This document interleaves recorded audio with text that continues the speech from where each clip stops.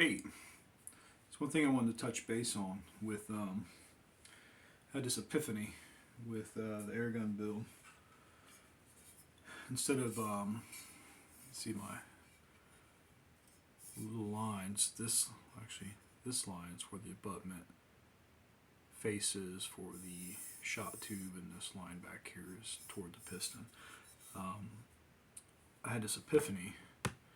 Instead of brazing or soldering this in place, the abutment washer, I'm going to make it reusable instead of being fixed in there, so if something should fail, it'd be a real pain in the butt to have to unsolder that. So what I'm going to do is machine an O-ring gland around this. This will sit in the tube here, but on the forward side of it, I'll take about a 3-inch section of tube that telescopically fits in here, slide it down to where it needs to be, and braze it in place. And this will give a full shelf 360 degrees for this to butt up against. It will not be a problem putting the shot tube in. The piston being forward, it has some preload on it with the spring. You would put the shot tube in like you normally would and screw it in, and it will fasten to that just fine. The only difference with that in the conventional Daisy, here's a 95, a brand new 95 receiver barrel assembly. It's straight walled, there's no step in it. They do that anyway, but they have these little tabs in here that bend over and hold the abutment washer from spinning.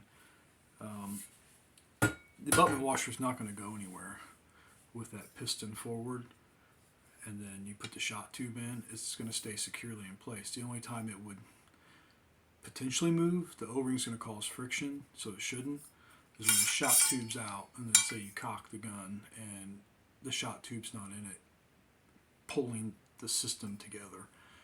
But again, there's going to be an O-ring friction holding everything, the abutment washer, so it shouldn't move.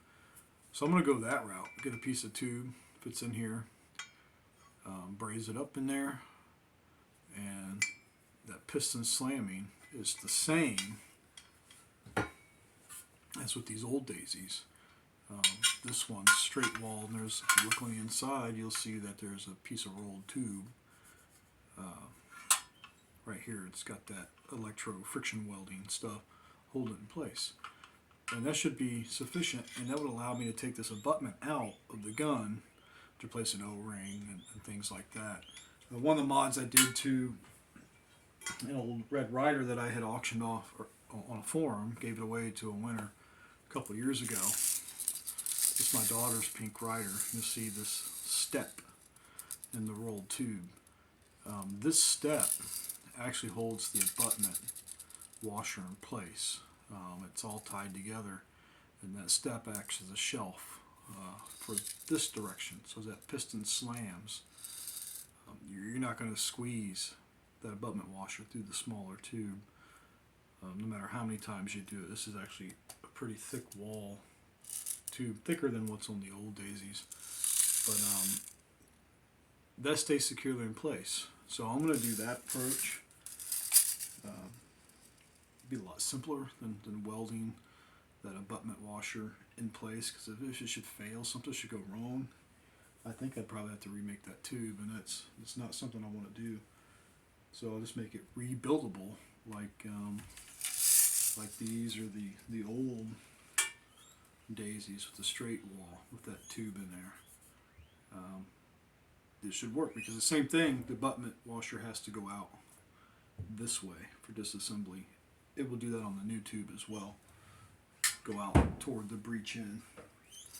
Well, that suffices. So maybe sometime this week, out here in Virginia, we just got hammered with snow, and I drive back and forth to DC for work. So sometime this week, if the snow lets up, maybe get out in the garage and make that come to fruition.